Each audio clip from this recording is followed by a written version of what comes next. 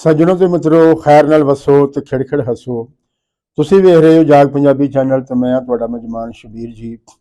अंग रंग हीर कहानी वारिस शाह दा बोलना पेज अंदर लैके तुहाडी सेवा दे विच हाज़र हाँ। ते असी पढ़ रहे हैं कहानी हीर रांझे दी, लिखत है वारिस शाह होरां दी।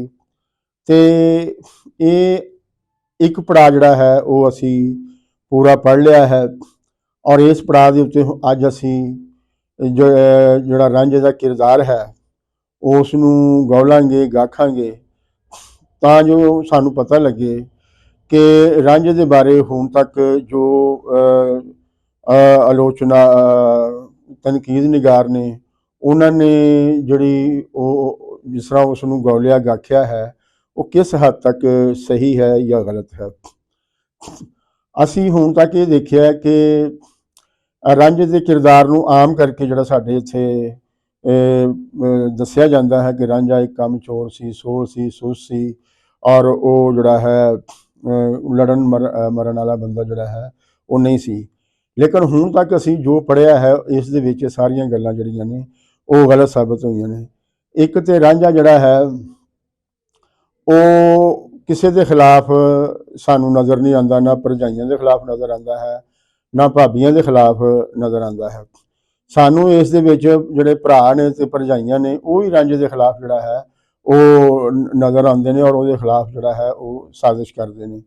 और इस दे नाल जिहड़े पंचायती ने जिहड़ा काजी है वो भी उन्हां दे नाल जिहड़ा है वो मिलिया होया है। सो इस मल मालकी के विहार दे विच जिहड़े भरा ते भरजाइयां ने उन्होंने रांझे नालों ज़्यादा जिहड़ी भोए है वो प्यारी है। लेकिन जिहड़ा रांझा है वो तो रिश्तियां का चाहिवान है, वो तो जिहड़े लोग ने जिहड़ियां सूरतां ने उन्हां दा चाहिवान जिहड़ा है वो सानू इस दे विच जिहड़ा है वो विखाली दिंदा है।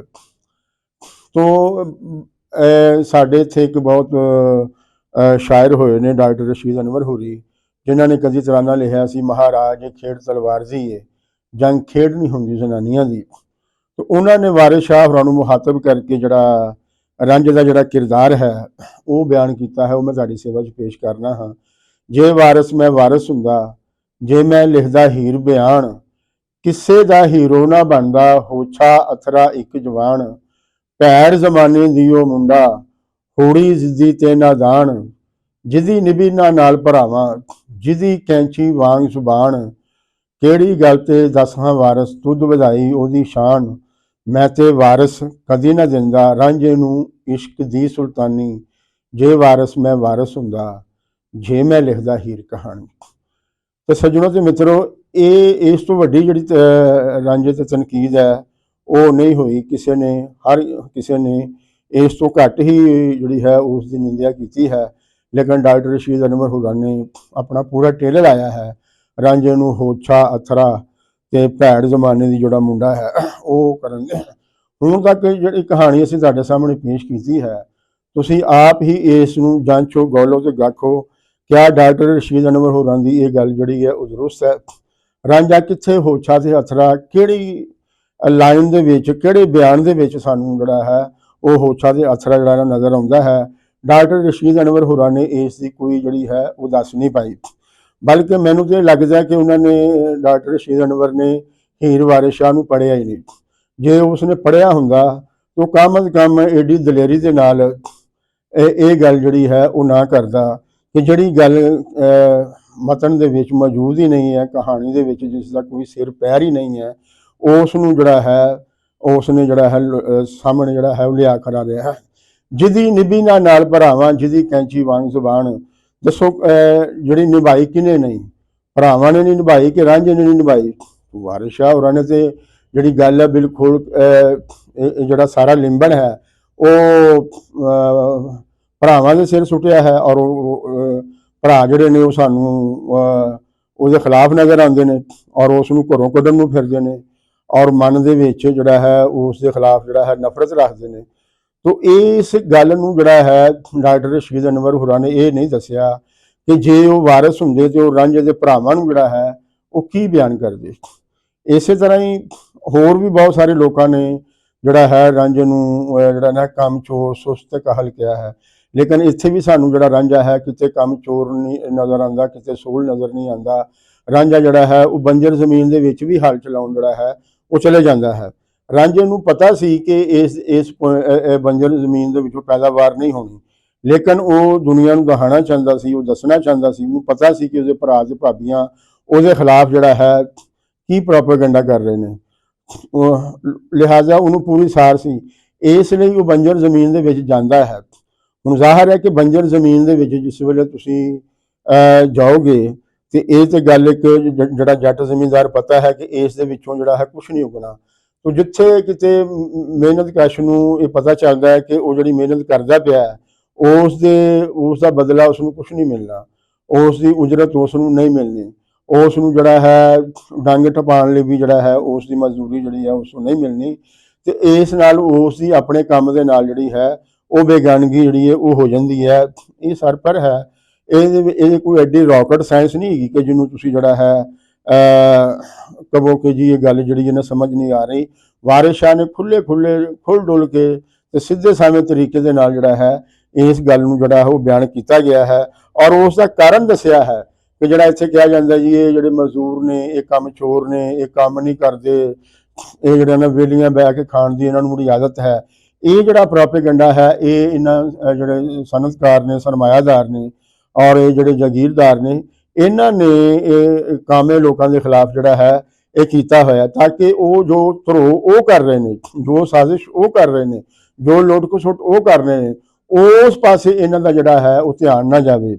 ਤੋ ਰਾਂਝੇ ਦੇ ਭਰਾ ਭਰਜਾਈਆਂ ਵੀ ਰਾਂਝੇ ਦੇ ਖਿਲਾਫ ਜਿਹੜਾ ਹੈ ਉਹ ਪ੍ਰੋਪੇਗੈਂਡਾ ਕਰਦੀਆਂ ਨੇ, ਇਸ ਕਰਕੇ ਕਿ ਜੋ ਧਰੋ ਉਹਨਾਂ ਨੇ ਰਾਂਝੇ ਦੇ ਨਾਲ ਕੀਤਾ ਹੈ ਉਸ ਵੱਲ ਜਿਹੜਾ ਹੈ ਉਹਨਾਂ ਦਾ ਖਿਆਲ ਨਾ ਜਾਵੇ। ਲੇਕਿਨ ਅਸੀਂ ਇਹ ਦੇਖਦੇ ਹਾਂ ਕਿ ਜਿਹੜਾ ਰਾਂਝਾ ਹੈ ਉਸ ਨੇ ਲੋਕਾਂ ਦੇ ਸਾਹਮਣੇ ਇਹਨਾਂ ਨੂੰ ਬੇਨਕਾਬ ਕੀਤਾ ਹੈ।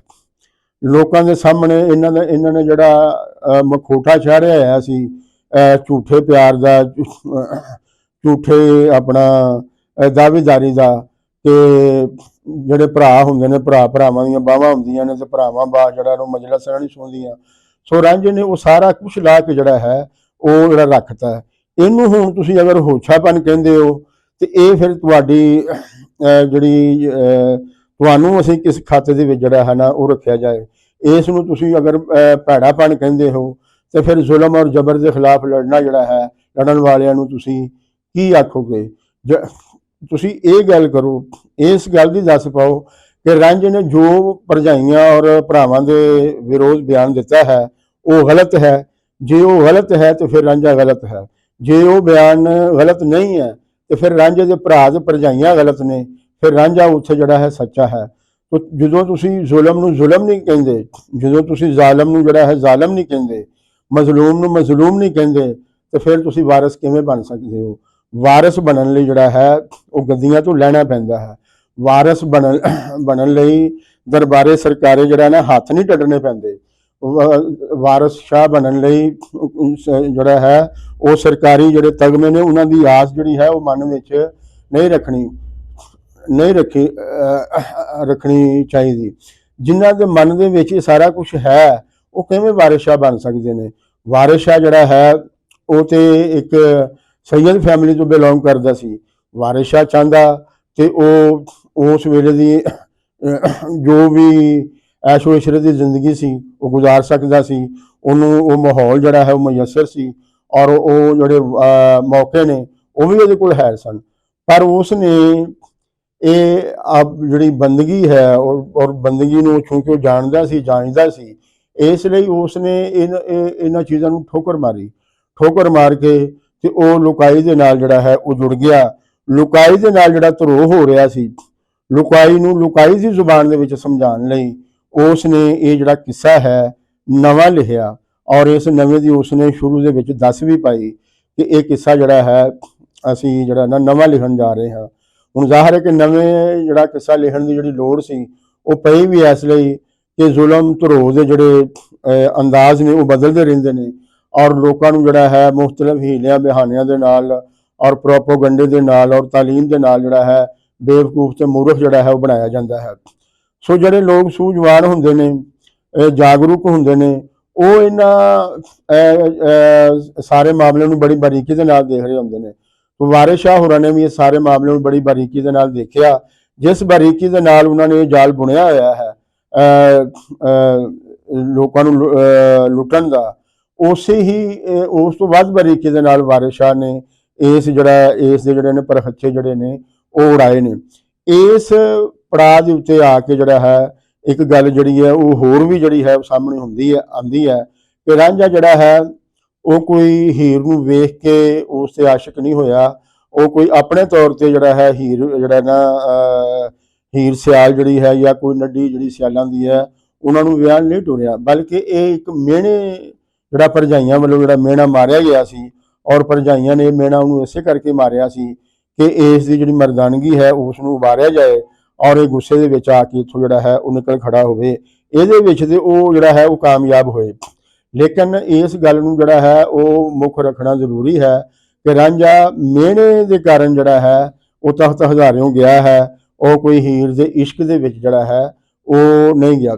ਵਾਰਿਸ ਸ਼ਾਹ ਜੀ ਹੋਰਾਂ ਨੂੰ ਇਹ ਪਤਾ ਸੀ ਕਿ ਇਸ ਕਹਾਣੀ ਨੂੰ ਲੋਕ ਜਿਹੜਾ ਹੈ ਉਹ ਆਪਣੇ ਮਤਲਬ ਲਈ ਵਰਤਣਗੇ, ਔਰ ਇਸ ਦੇ ਵਿੱਚੋਂ ਆਪਣੇ ਮਤਲਬ ਦੇ ਜਿਹੜੇ ਮਾਣੀ ਨੇ ਉਹ ਕੱਢਣਗੇ, ਔਰ ਕਿਰਦਾਰਾਂ ਨੂੰ ਆਪਣੀ ਜਿਹੜਾ ਹੈ ਮਫਾਦਾਤ ਦੇ ਨੂੰ ਮੁੱਖ ਰੱਖ ਕੇ ਇਸ ਨੂੰ ਜਿਹੜਾ ਹੈ ਉਹ ਬਿਆਨ ਕਰਨਗੇ।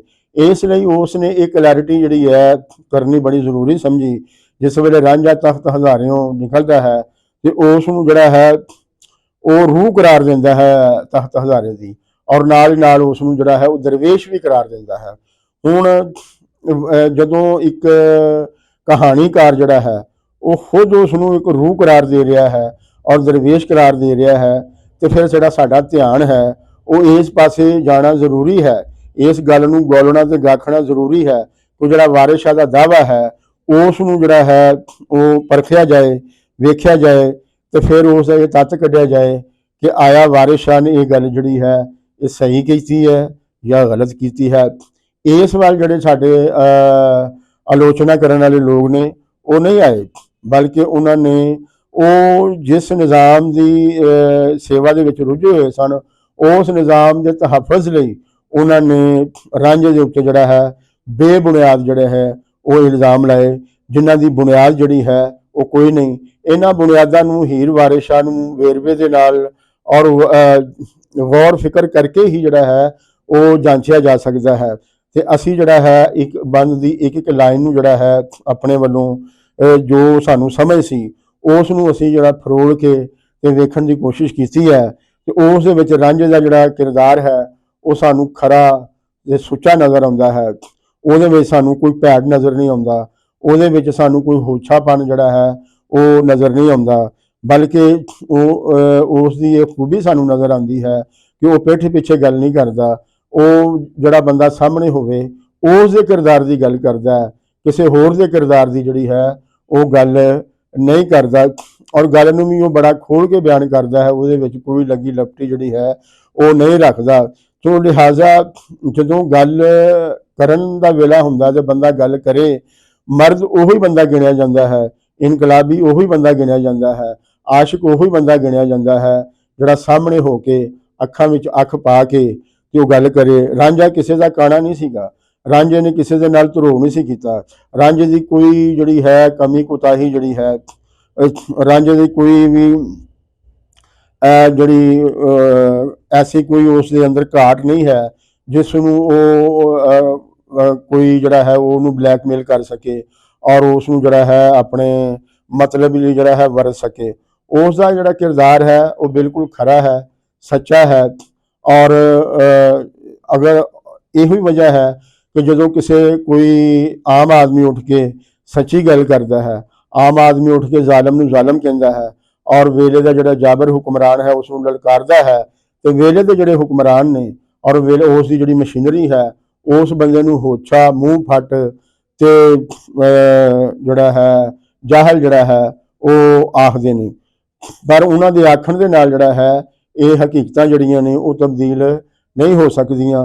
ਜਦੋਂ ਅਸੀਂ ਹੀਰ ਵਾਰਿਸ ਸ਼ਾਹ ਨੂੰ ਪੜ੍ਹਨੇ ਆ ਔਰ ਦੂਸਰੇ ਪਾਸੇ ਅਸੀਂ ਡਾਕਟਰ ਰਸ਼ੀਦ ਅਨਵਰ ਹੋਰਾਂ ਜੈਸੇ ਜਿਹੜੇ ਲੋਕ ਨੇ ਉਹਨਾਂ ਨੂੰ ਤੱਕਨੇ ਆ, ਤੇ ਸਾਨੂੰ ਇਹ ਪਤਾ ਲੱਗ ਜਾਂਦਾ ਹੈ कि ये जिहड़ा शायर है यह किन्हां दे नाल खलोता है ते वारिस शाह दे नाल जिहड़ा है वो किहड़े लोग खलोते ने। एक अमरता प्रीतम है जिसनूं हीर वारिस शाह दे विच जिहड़ी हीर है वो पंजाब दी धी नज़र आउंदी है और उसके हाड़े के उत्ते वारिस शाह का कलम जिस तरह चलता है। एक पासे वो ने, एक पासे ये लोग ने जिन्हों ने 65 की जंग दे विच एक तराना की लिखिया कि महाराज ये खेड तलवार दी है, जंग खेड नहीं हुंदी जनानियां दी।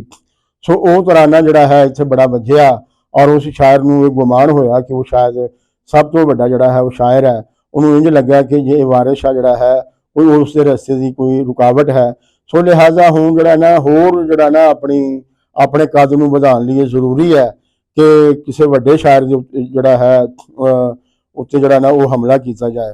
तो उसने पूरी जोर दे नाल पूरे टिल दे नाल जिहड़ा है ये जिहड़ी नज़म है लिखी। असीं इसनूं नालों नाल जिहड़ा है इस नज़म नूं भी डिस्कस करते जावांगे क्योंकि ये रांझे दे बयान दे रांझे दा बयान चल रहा सी, रांझे दा किरदार साडे सामने सी ते असीं उस दा बयान जिहड़ा है तुहाडे सामने जिहड़ा है वो पेश कीता है। लेकिन असीं ये गल करदे चाहिए कि सच्चाई जिहड़ी हुंदी है वो खुल के जिहड़ी है वो सामने आ जांदी है। बहुता वेला नहीं गुजरिया 71 दे विच जदों जिहड़ा मशरकी पाकिस्तान है वो अलहदा होकर बांग्लादेश बन गया तो उस वेले जिहड़ा है हिंदुस्तान की हुक्मरान जनानी ही सी। तो डॉक्टर रशीद अनवर का जिहड़ा दावा सी कि महाराज ये खेड तलवार दी है, जंग खेड नहीं हुंदी जनानियां दी। उसकी हयाती दे विच ही वो कूड़ जिहड़ा है और वो जिहड़ी उसकी विचारधारा सी वो मूँह जा पई सी। सो लिहाजा वारिस शाह की जिहड़ी विचारधारा है वो अज भी जिहड़ा है वो पक्की वेले के गुजरन के नाल नाल वो पक्की पीढ़ी हो के वो ताकतवर हो के वो तगड़ी हो के और वो होर जिहड़ा है निखर के जिहड़ा है वो लोकाई के सामने जिहड़ा है वो आ रही है। वारिस शाह का जिहड़ा कद है वो वेले गुजरन के नाल नाल वधदा पिया है, घटदा पिया है क्योंकि गल जिहड़ी है वो अकल ते दानिश दी है। अकल दानिश ज्यों ज्यों वधेगी, ज्यों ज्यों उसका जिहड़ा पसार है वो समाज दे विच वधेगा, त्यों त्यों वारिस शाह जिहड़ा है वो उसका कद भी जिहड़ा है वो वधेगा। मैनूं आस है कि अज इस जिहड़ी गलबात कीती है उस ते तुसीं अपना जिहड़ा है भरवां सीर पाओगे और इस गल नूं जिहड़ा है अगे वधाओगे, लोकां दे विच टोरोगे। और लोकां दे विच टोरन लई गल जरूरी है कि तुसीं जाग पंजाबी चैनल नूं सबसक्राइब करो, इस नूं लाइक करो या ना करो लेकिन करो जरूर। और इस जिहड़ा है अपनी टिप्पणी भी दिओ, राय भी दिओ, कमेंट भी करो ते नाल दे नाल जिहड़ा घंटी वाला बटन है वो जरूर दबाओ ताकि साडा हर वीडियो जिहड़ा है वो तुहानूं आप मुहारे मिलदा रहे। कुल दा भला ते कुल दी खैर।